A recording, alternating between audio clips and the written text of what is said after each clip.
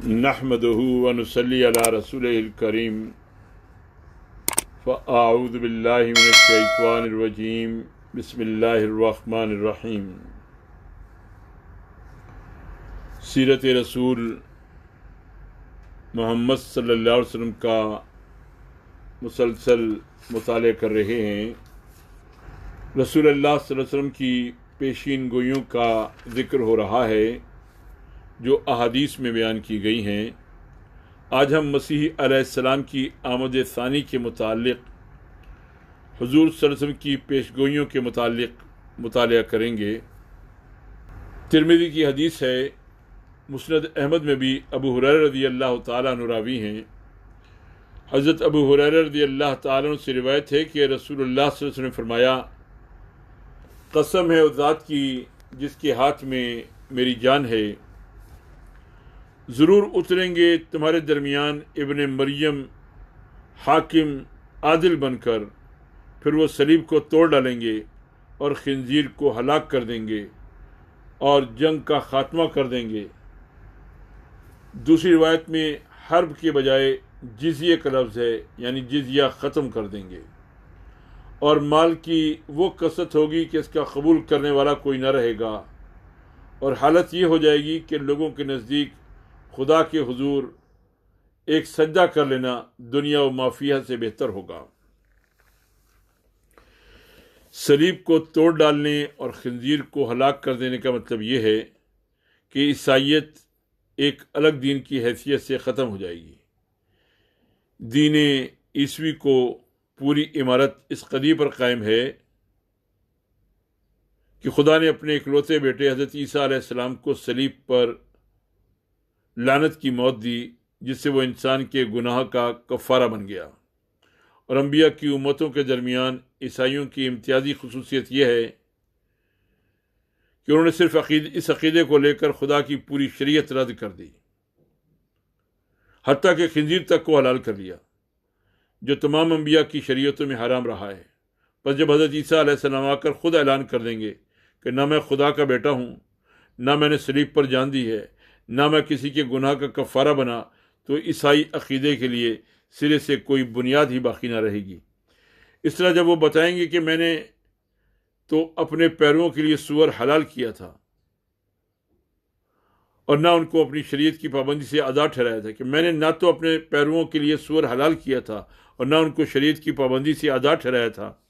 تو عیسائیت کی دوسری امتیازی خصوصیت کا بھی خاتمہ ہو جائے گا۔ اور یہ جو فرمایا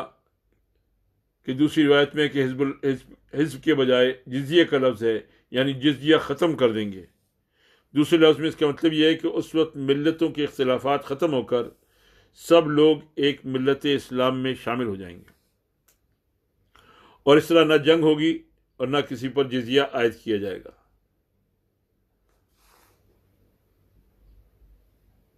ایک اور روایت حضرت ابو ہریرہ رضی اللہ تعالیٰ سے ان الفاظ میں ہے کہ قیامت قائم نہ ہوگی جب تک نازل نہ ہو لیں عیسیٰ ابن مریم، اور اس کے بعد وہی مضمون ہے جو پچھلی حدیث میں بیان کیا گیا ہے۔ رواہ البخاری و ابن ماجہ۔ حضرت ابو ہریرہ رضی اللہ تعالیٰ عنہ سے روایت ہے کہ رسول اللہ صلی اللہ علیہ وسلم نے فرمایا، کیسے ہوگے تم جب کہ تمہارے درمیان ابن مریم علیہ السلام اتریں گے اور تمہارا امام اس وقت خود تم میں سے ہوگا۔ رواہ مسلم، بخاری و مسند احمد۔ یعنی نماز میں حضرت عیسیٰ علیہ السلام امامت نہیں کرائیں گے، بلکہ مسلمانوں کا جو امام پہلے سے ہوگا اسی کے پیچھے وہ نماز پڑھیں گے۔ مسند احمد کی ایک اور حدیث حضرت ابو ہریرہ رضی اللہ تعالیٰ عنہ سے روایت ہے کہ رسول اللہ صلی اللہ علیہ وسلم نے فرمایا، عیسیٰ ابن مریم علیہ السلام نازل ہوں گے، پھر وہ خنزیر کو قتل کریں گے اور صلیب کو مٹا دیں گے، اور ان کے لیے نماز جمع کی جائے گی، اور وہ اتنا مال تقسیم کریں گے کہ اسے قبول کرنے والا کوئی نہ ہوگا، اور وہ خراج ساقط کر دیں گے اور روحا کے مقام پر منزل کر کے وہاں سے حج یا عمرہ کریں گے یا دونوں کو جمع کریں گے۔ راوی کو شک ہے کہ حضور صلی اللہ علیہ وسلم نے ان میں سے کون سی بات فرمائی تھی۔ رواہ المسند احمد ان ابو ہریرہ رضی اللہ تعالیٰ عنہ و رواہ المسلم۔ یہ رواحہ کا مقام مدینے سے 35 میل کے فاصلے پر ایک مقام ہے۔ واضح ہے کہ اس زمانے میں جن صاحب کو مسیح قرار دیا گیا ہے انہوں نے اپنی زندگی میں نہ حج کیا اور نہ عمرہ، کہ وہ روحہ کے مقام پر منزل کر کے وہاں سے حج یا عمرہ کریں گے یا دونوں کو جمع کریں گے۔ راوی کو شک ہے کہ حضور صلی اللہ علیہ وسلم نے ان میں سے کون سی بات فرمائی تھی۔ حضرت ابو ہریرہ رضی اللہ تعالیٰ عنہ سے روایت ہے، دجال کے خروج کا ذکر کرنے کے بعد حضور صلی اللہ علیہ وسلم نے فرمایا، اس اثنا میں کہ مسلمان اس سے لڑنے کی تیاری کر رہے ہوں گے، صفیں باندھ رہے ہوں گے اور نماز کے لیے تکبیر اقامت کہی جا چکی ہوگی، عیسیٰ ابن مریم علیہ السلام نازل ہو جائیں گے اور نماز میں مسلمانوں کی امامت کریں گے، اور اللہ کا دشمن یعنی دجال ان کو دیکھتے ہی اس طرح گھلنے لگے گا جیسے نمک پانی میں گھلتا ہے۔ اگر عیسیٰ علیہ السلام اس کو اس کے حال ہی پر چھوڑ دیں تو وہ آپ ہی گھل کر مر جائے گا، مگر اللہ اس کو ان کے ہاتھ سے قتل کرائے گا اور وہ اپنے نیزے میں اس کا خون مسلمانوں کو دکھائیں گے۔ ابو ہریرہ رضی اللہ تعالیٰ عنہ سے روایت ہے کہ نبی صلی اللہ علیہ وسلم نے فرمایا، میرے اور ان یعنی عیسیٰ علیہ السلام کے درمیان کوئی نبی نہیں ہے، اور یہ کہ وہ اترنے والے ہیں، پس جب تم ان کو دیکھو تو پہچان لینا، وہ ایک میانہ قد آدمی ہیں، رنگ مائل بسرخی و سفیدی ہے، 2 زرد رنگ کے کپڑے پہنے ہوئے ہوں گے، ان کے سر کے بال ایسے ہوں گے کہ گویا اب ان سے پانی ٹپکنے والا ہے، حالانکہ وہ بھیگے ہوئے نہ ہوں گے۔ وہ اسلام پر لوگوں سے جنگ کریں گے، صلیب کو پاش کر دیں گے، خنزیر کو قتل کر دیں گے، جزیہ ختم کر دیں گے، اور اللہ ان کے زمانے میں اسلام کے سوا تمام ملتوں کو مٹا دے گا، اور وہ مسیح دجال کو ہلاک کر دیں گے، اور زمین میں وہ 40 سال ٹھہریں گے، پھر ان کا انتقال ہو جائے گا اور مسلمان ان کی نماز جنازہ پڑھیں گے۔ رواہ ابو داود و مسند احمد۔ حضرت جابر عبداللہ کہتے ہیں کہ میں نے رسول اللہ صلی اللہ علیہ وسلم سے سنا کہ پھر عیسیٰ ابن مریم علیہ السلام نازل ہوں گے، مسلمانوں کا امیر ان سے کہے گا کہ آئیے آپ نماز پڑھائیے، مگر وہ کہیں گے کہ نہیں، تم لوگ خود ہی ایک دوسرے کے امیر ہو۔ یہ وہ اس عزت کا لحاظ کرتے ہوئے کہیں گے جو اللہ نے اس امت کو دی ہے، یعنی تمہارا امیر خود تم ہی میں سے ہونا چاہیے۔ رواہ المسلم و مسند احمد ان جابر بن عبداللہ رضی اللہ تعالیٰ عنہ۔ جابر بن عبداللہ رضی اللہ تعالیٰ عنہ قصہ ابن سیاد کے سلسلے میں روایت کرتے ہیں کہ پھر عمر بن خطاب نے عرض کیا، یا رسول اللہ، مجھے اجازت دیجیے کہ میں اسے قتل کر دوں۔ اس پر رسول اللہ صلی اللہ علیہ وسلم نے فرمایا کہ اگر یہ وہی شخص یعنی دجال ہے تو اس کے قتل کرنے والے تم نہیں ہو، بلکہ اسے تو عیسیٰ ابن مریم علیہ السلام ہی قتل کریں گے، اور اگر یہ وہ شخص نہیں ہے تو تمہیں اہل عہد یعنی ذمیوں میں سے ایک آدمی کو قتل کر دینے کا کوئی حق نہیں ہے۔ رواہ المشکات۔ جابر بن عبداللہ رضی اللہ تعالیٰ عنہ سے روایت ہے کہ دجال کا قصہ بیان کرتے ہوئے نبی صلی اللہ علیہ وسلم نے فرمایا، اس وقت یک عیسیٰ ابن مریم علیہ السلام مسلمانوں کے درمیان آ جائیں گے، پھر نماز کھڑی ہوگی اور ان سے کہا جائے گا کہ اے روح اللہ آگے بڑھیے، مگر وہ کہیں گے کہ نہیں، تمہارے امام ہی کو آگے بڑھنا چاہیے، وہی نماز پڑھائے۔ پھر صبح کی نماز سے فارغ ہو کر مسلمان دجال کے مقابلے پر نکلیں گے۔ فرمایا جب وہ کذاب حضرت عیسیٰ علیہ السلام کو دیکھے گا تو گھلنے لگے گا جیسے نمک میں پانی گھلتا ہے، پھر وہ اس کی طرف بڑھیں گے اور اسے قتل کر دیں گے، اور حالت یہ ہوگی کہ درخت اور پتھر پکار اٹھیں گے کہ اے روح اللہ، یہ یہودی میرے پیچھے چھپا ہوا ہے۔ دجال کے پیرووں میں سے کوئی نہ بچے گا جسے وہ یعنی عیسیٰ قتل نہ کر دیں۔ رواہ المسند احمد ان جابر بن عبداللہ رضی اللہ تعالیٰ عنہ۔ حضرت نواس بن سمعان کلابی قصہ دجال بیان کرتے ہوئے روایت کرتے ہیں، اس اثنا میں کہ دجال یہ کچھ کر رہا ہوگا، اللہ تعالیٰ مسیح ابن مریم علیہ السلام کو بھیج دے گا، اور وہ دمشق کے مشرقی حصے میں سفید مینار کے پاس زرد رنگ کے 2 کپڑے پہنے ہوئے 2 فرشتوں کے بازوؤں پر اپنے ہاتھ رکھے ہوئے اتریں گے۔ جب وہ سر جھکائیں گے تو ایسا محسوس ہوگا کہ قطرے ٹپک رہے ہیں، اور جب سر اٹھائیں گے تو موتی کی طرح قطرے ڈھلکتے نظر آئیں گے۔ ان کے سانس کی ہوا جس کافر تک پہنچے گی اور وہ ان کی حد نظر تک جائے گی، وہ زندہ نہ بچے گا۔ پھر ابن مریم علیہ السلام دجال کا پیچھا کریں گے اور لد کے دروازے پر جا کر اسے پکڑیں گے اور قتل کر دیں گے۔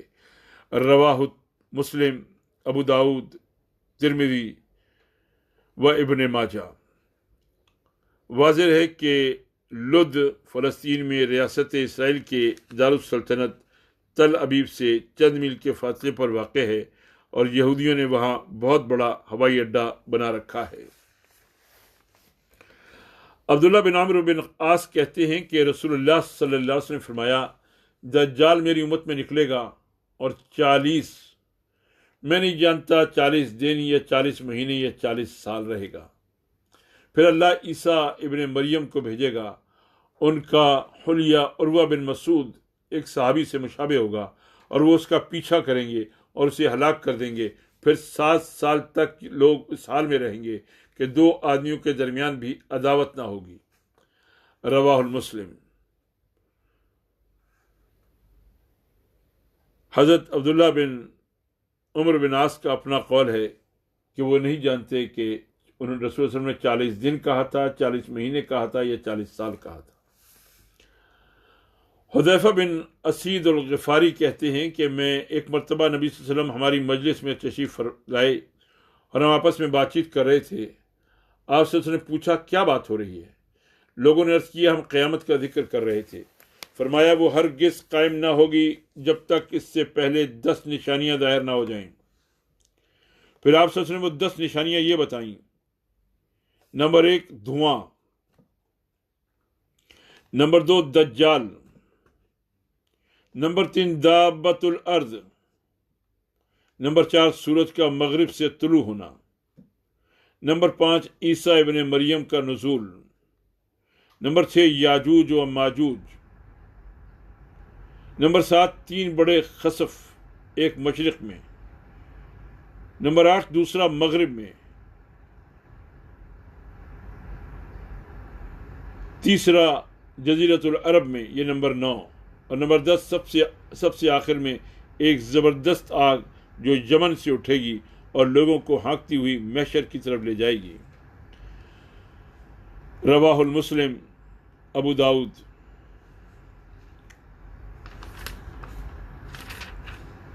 نبی صلی اللہ علیہ وسلم کے آزاد کردہ غلام ثوبان روایت کرتے ہیں کہ حضور صلی اللہ علیہ وسلم فرمایا، میری امت کے 2 لشکر ایسے ہیں جن کو اللہ نے دوزخ کی آگ سے بچا لیا۔ ایک وہ لشکر جو ہندوستان پر حملہ کرے گا، دوسرا وہ جو عیسیٰ ابن مریم علیہ السلام کے ساتھ ہوگا۔ رواہ النسائی و مسند احمد۔ مجبہ بن جاریہ انصاری کہتے ہیں میں نے رسول اللہ صلی اللہ علیہ وسلم سے سنا ہے کہ ابن مریم علیہ السلام دجال کو لد کے دروازے پر قتل کریں گے۔ رواہ المسند احمد و ترمذی۔ ابو امامہ باہلی ایک طویل حدیث میں دجال کا ذکر کرتے ہوئے روایت کرتے ہیں کہ عین اس وقت جب مسلمانوں کا امام صبح کی نماز پڑھانے کے لیے آگے بڑھ چکا ہوگا، عیسیٰ ابن مریم علیہ السلام ان پر اتر آئیں گے۔ امام پیچھے پلٹے گا تاکہ عیسیٰ علیہ السلام آگے بڑھیں، مگر عیسیٰ علیہ السلام اس کے شانوں کے درمیان ہاتھ رکھ کر کہیں گے کہ تم ہی نماز پڑھاؤ کیونکہ یہ تمہارے لیے ہی کھڑی ہوئی ہے۔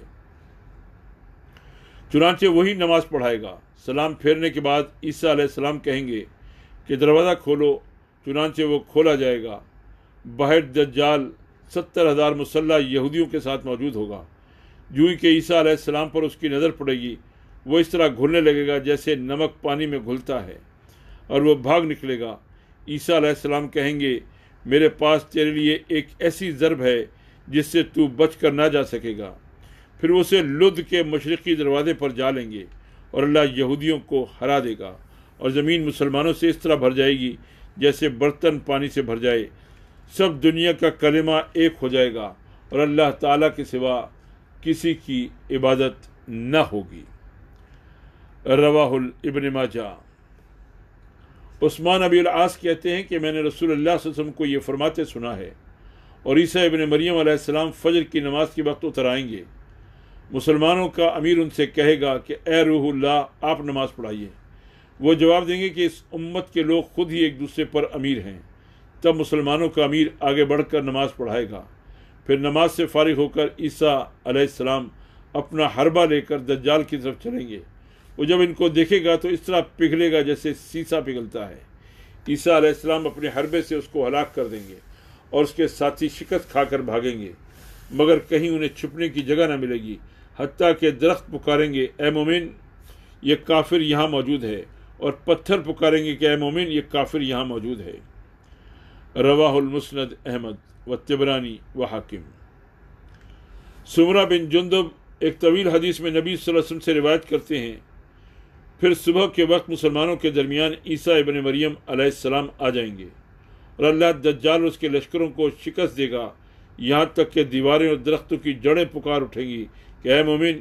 یہ کافر میرے پیچھے چھپا ہوا ہے، اسے قتل کر۔ رواہ المسند احمد و حاکم۔ عمران بن حسین سے روایت ہے کہ رسول اللہ صلی اللہ علیہ وسلم نے فرمایا، میری امت میں ہمیشہ ایک گروہ ایسا موجود رہے گا جو حق پر قائم اور مخالفین پر بھاری ہوگا، یہاں تک کہ اللہ تبارک و تعالیٰ کا فیصلہ آ جائے گا اور عیسیٰ ابن مریم علیہ السلام نازل ہو جائیں گے۔ رواہ المسند احمد۔ حضرت عائشہ رضی اللہ تعالی عنہا دجال کے قصے میں روایت کرتی ہیں، پھر عیسیٰ علیہ السلام اتریں گے اور دجال کو قتل کریں گے، اس کے بعد عیسیٰ علیہ السلام 40 سال تک زمین میں ایک امام عادل اور حاکم منصف کی حیثیت سے رہیں گے۔ رسول اللہ صلی اللہ علیہ وسلم کے آزاد کردہ غلام سفینہ دجال کے قصے میں روایت کرتے ہیں، پھر عیسیٰ علیہ السلام نازل ہوں گے اور اللہ تعالیٰ دجال کو افیق کی گھاٹی کے قریب ہلاک کر دے گا۔ رواہ المسند احمد۔ افیق جسے آج کل فیق کہتے ہیں، شام اور اسرائیل کی سرحد پر موجودہ ریاست شام کا آخری شہر ہے، اس کے آگے مغرب کی جانب چند میل کے فاصلے پر تبریہ نامی جھیل ہے جس میں سے دریائے اردن نکلتا ہے، اور اس کے جنوب مغرب کی طرف پہاڑوں کے درمیان ایک نصیبی راستہ ہے جو تقریباً 1500 فیٹ تک گہرائی میں اتر کر اس مقام پر پہنچتا ہے جہاں سے دریائے اردن تبریہ میں سے نکلتا ہے۔ اس پہاڑی راستے کو عقبہ افیق کی گھاٹی کہتے ہیں۔ حضرت حذیفہ بن یمان دجال کا ذکر کرتے ہوئے بیان کرتے ہیں، پھر جب مسلمان نماز پڑھنے کے لیے کھڑے ہوں گے تو ان کی آنکھوں کے سامنے عیسیٰ ابن مریم علیہ السلام اتریں گے اور وہ مسلمانوں کو نماز پڑھائیں گے، پھر سلام پھیرنے کے بعد لوگوں سے کہیں گے کہ میرے اور اس دشمن خدا کے درمیان سے ہٹ جاؤ، اور اللہ دجال کے ساتھیوں پر مسلمانوں کو مسلط کر دے گا اور مسلمان انہیں خوب ماریں گے، یہاں تک کہ درخت اور پتھر پکار اٹھیں گے، اے عبداللہ، اے عبد الرحمن، اے مسلمان، یہ رہا ایک یہودی، مار اسے۔ اس طرح اللہ ان کو فنا کر دے گا اور مسلمان غالب ہوں گے اور صلیب توڑ دیں گے، خنزیر کو قتل کر دیں گے اور جزیہ ساقط کر دیں گے۔ رواہ المستدرک حاکم مسلم۔ یہ جملہ 21 روایات ہیں جو 14 صحابیوں سے صحیح سندوں کے ساتھ حدیث کی معتبر ترین کتابوں میں وارد ہوئی ہیں، اگرچہ ان کے علاوہ دوسری بہت سی احادیث میں بھی یہ ذکر آیا ہے، لیکن طول کلام سے بچنے کے لیے ہم نے ان سب کو نقل نہیں کیا، بلکہ صرف وہ روایتیں لے لی ہیں جو سند کے لحاظ سے قوی تر ہیں۔ جو شخص بھی ان احادیث کو پڑھے گا وہ خود دیکھ لے گا کہ ان میں کسی مسیح موعود یا مثیل مسیح یا بروز مسیح کا سرے سے کوئی ذکر ہی نہیں ہے، نہ ان میں اس امر کی گنجائش ہے کہ کوئی شخص اس زمانے میں کسی ماں کے پیٹ اور کسی باپ کے نطفے سے پیدا ہو کر یہ دعویٰ کر دے کہ میں ہی وہ مسیح ہوں جس کے آنے کی سیدنا محمد صلی اللہ علیہ وسلم نے پیشین گوئی فرمائی تھی۔ یہ تمام حدیثیں صاف اور صریح الفاظ میں ان عیسیٰ علیہ السلام کے نازل ہونے کی خبر دے رہی ہیں جو اب سے 2000 سال پہلے باپ کے بغیر حضرت مریم علیہ السلام کے بطن سے پیدا ہوئے تھے۔ دجال اور اس کا ظہور، یہ اگلا موضوع ہے۔ دجال کے متعلق جتنی احادیث نبی صلی اللہ علیہ وسلم سے مروی ہیں ان کے مضمون پر مجموعی نظر ڈالنے سے یہ بات صاف واضح ہو جاتی ہے کہ حضور صلی اللہ علیہ وسلم کو اللہ کی طرف سے اس معاملے میں جو علم ملا تھا وہ صرف اس حد تک تھا کہ ایک بڑا دجال ظاہر ہونے والا ہے، اس کی یہ اور یہ صفات ہوں گی اور وہ ان خصوصیات کا حامل ہوگا،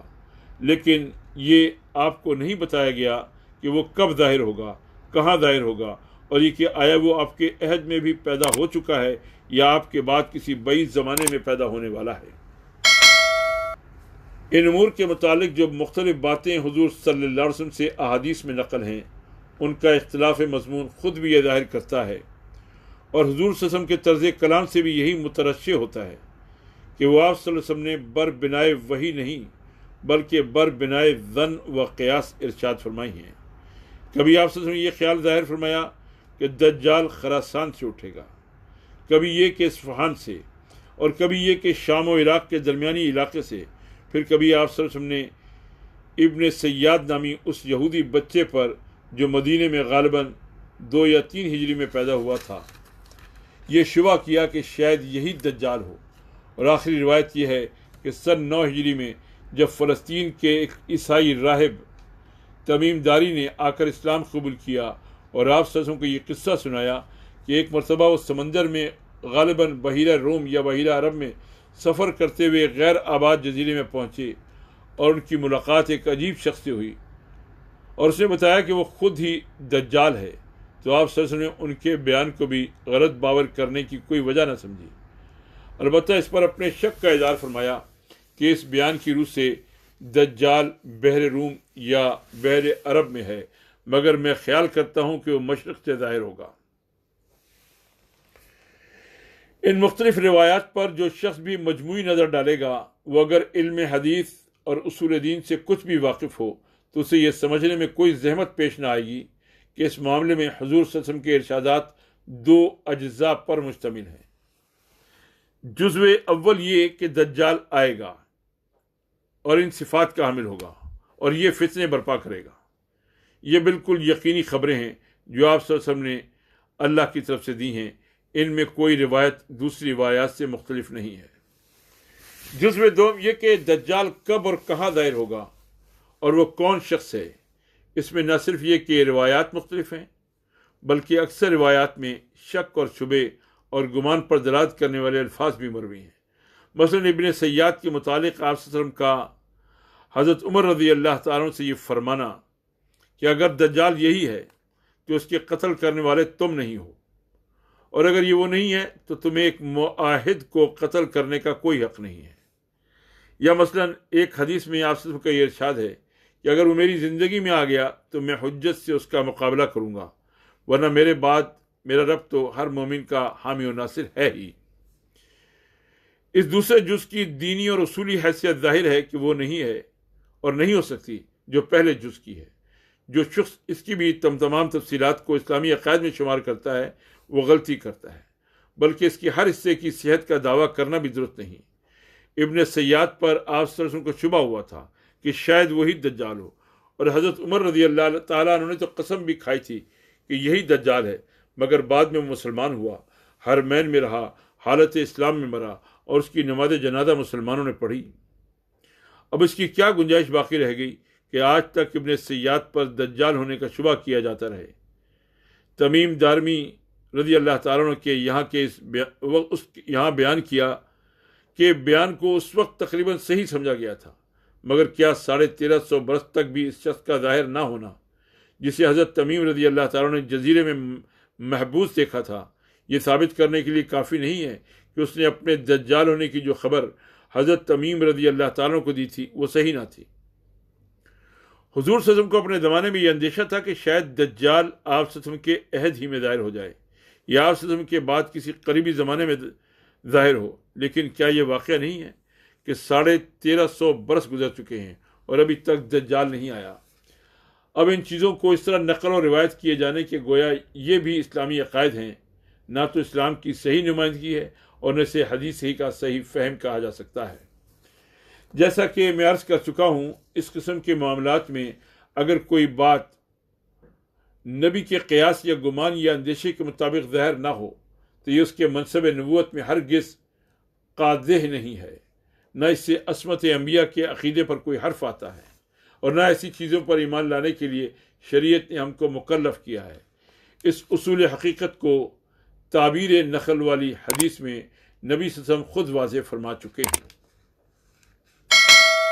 یہ امر کہ حضور صلی اللہ علیہ وسلم کی کون سی بات ظن یا ذاتی رائے پر مبنی ہے اور کون سی اللہ تعالیٰ کے دیے ہوئے علم پر، اس کا اظہار بسا اوقات حضور صلی اللہ علیہ وسلم کی اپنی تصریحات سے ہوتا ہے، اور بسا اوقات دوسرے قرائن اس پر دلالت کرتے ہیں۔ مثلا یہی احادیث جو دجال کے متعلق وارد ہوئی ہیں، ان میں یہ بات حضور صلی اللہ علیہ وسلم کی اپنی ہی تصریحات سے معلوم ہوتی ہے کہ آپ کو اس کے مقام، زمانے اور شخصیت کے متعلق اللہ تعالیٰ کی طرف سے علم نہیں دیا گیا تھا۔ ابن سیاد کے متعلق آپ صلی اللہ علیہ وسلم کو اتنا قوی شبہ تھا کہ حضرت عمر رضی اللہ تعالیٰ نے آپ صلی اللہ علیہ وسلم کی موجودگی میں قسم کھا کر اسے دجال قرار دیا، اور آپ صلی اللہ علیہ وسلم نے اس کی تردید نہ کی، مگر جب انہوں نے اس کے قتل کی اجازت مانگی تو آپ صلی اللہ علیہ وسلم نے فرمایا اگر یہ وہی ہے تو تم اس پر قابو نہ پا سکو گے، اور اگر یہ وہ نہیں ہے تو اس کے قتل میں تمہارے لیے کوئی بھلائی نہیں۔ رواہ المسلم، ذکر ابن سیاد۔ ایک اور حدیث میں حضور صلی اللہ علیہ وسلم نے دجال کا ذکر کرتے ہوئے فرمایا اگر وہ میری موجودگی میں نکلے تو تمہاری طرف سے میں اس کا مقابلہ کروں گا، اور اگر وہ ایسے زمانے میں نکلے جب میں تمہارے درمیان موجود نہ ہوں تو ہر آدمی اپنی طرف سے خود ہی اس کا مقابلہ کرے، اور اللہ میرے پیچھے ہر مسلمان کا نگہبان ہے۔ رواہ المسلم، ذکر الدجال۔ تمیم داری رضی اللہ تعالیٰ نے اپنے ایک بحری سفر میں دجال سے اپنے ملاقات کا قصہ جب آپ صلی اللہ علیہ وسلم کو سنایا تو اس کی بھی آپ صلی اللہ علیہ وسلم نے تصدیق یا تکذیب نہیں فرمائی، بلکہ یہ فرمایا کہ تجھے تمیم رضی اللہ تعالیٰ کا بیان پسند آیا، کہ مجھے تمیم رضی اللہ عنہ کا بیان پسند آیا، وہ موافقت رکھتا ہے اس بات سے جو میں دجال کے متعلق تم سے بیان کرتا تھا۔ پھر آپ صلی اللہ علیہ وسلم نے اس پر مزید اضافہ کرتے ہوئے فرمایا مگر وہ بحر شام یا بحر یمن میں ہے نہیں بلکہ وہ بحر شام یا بحر یمن میں ہے نہیں بلکہ مشرق کی جانب ہے۔ رواہ المسلم، قصۃ الجساسہ۔ یہ سب روایات اپنے مفہوم خود واضح کر رہی ہیں۔ ایک اور پیشین گوئی جس کا آج ذکر کریں گے وہ ہے حضرت عمار بن یاسر رضی اللہ تعالیٰ عنہ کے قتل کی پیشین گوئی۔ حضرت عمار رضی اللہ تعالیٰ عنہ متعلق نبی صلی اللہ علیہ وسلم کا یہ ارشاد صحابہ رضی اللہ تعالیٰ عنہ میں مشہور و معروف تھا، اور بہت سے صحابیوں نے اس کو حضور صلی اللہ علیہ وسلم کی زبان مبارک سے سنا تھا کہ تم کو ایک باغی گروہ قتل کرے گا۔ رواہ المسند احمد، بخاری، مسلم، ترمذی، نسائی، طبرانی، بہقی، مسند ابو داود، طیالسی وغیرہ کتب حدیث میں حضرات ابو سعید خدری، ابو قتادہ انصاری، ام سلمہ، عبداللہ بن مسعود، عبداللہ بن عمر بن العاص، ابو ہریرہ، عثمان بن عفان، حذیفہ، ابو ایوب انصاری، ابو رافع، خزیمہ بن ثابت، عمر بن العاص، ابو الیسر، عمار بن یاسر رضی اللہ عنہم اور متعدد دوسرے صحابہ رضی اللہ تعالیٰ سے اس مضمون کی روایات منقول ہوئی ہیں۔ ابن سعد نے طبقات میں بھی یہ حدیث کئی سندوں سے نقل کی ہے۔ ابن عبد البر الاستیاب میں لکھتے ہیں کہ نبی صلی اللہ علیہ وسلم سے بتواتر آثار یہ بات منقول ہے کہ عمار بن یاسر کو باغی گروہ قتل کرے گا، اور یہ صحیح ترین احادیث میں سے ہے۔ آخری پیشین گوئی قرب قیامت کی 10 نشانیاں۔ مسلم میں حذیفہ بن اسید الغفاری کی روایت ہے کہ نبی صلی اللہ علیہ وسلم کا ارشاد ہے کہ قیامت قائم نہ ہوگی جب تک کہ تم اس سے پہلے 10 علامتیں نہ دیکھ لو: دھواں، دجال، دابت الارض، مغرب سے سورج کا طلوع ہونا، عیسیٰ ابن مریم کا نزول، یاجوج و ماجوج کی یورش، اور 3 بڑے خسوف،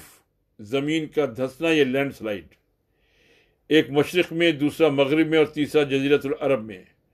پھر سب سے آخر میں یمن سے ایک سخت آگ اٹھے گی جو لوگوں کو محشر کی طرف پھانکے گی، یعنی بس اس کے بعد قیامت آ جائے گی۔ ایک اور حدیث میں یاجوج و ماجوج کی یورش کا ذکر کر کے حضور صلی اللہ علیہ وسلم نے فرمایا اس وقت قیامت اس قدر قریب ہوگی جیسے پورے پیٹوں کی حاملہ کہہ نہیں سکتے کہ کب وہ بچہ جن دے، رات کو یا دن کو۔ یہ وہ پیشین گوئیاں تھیں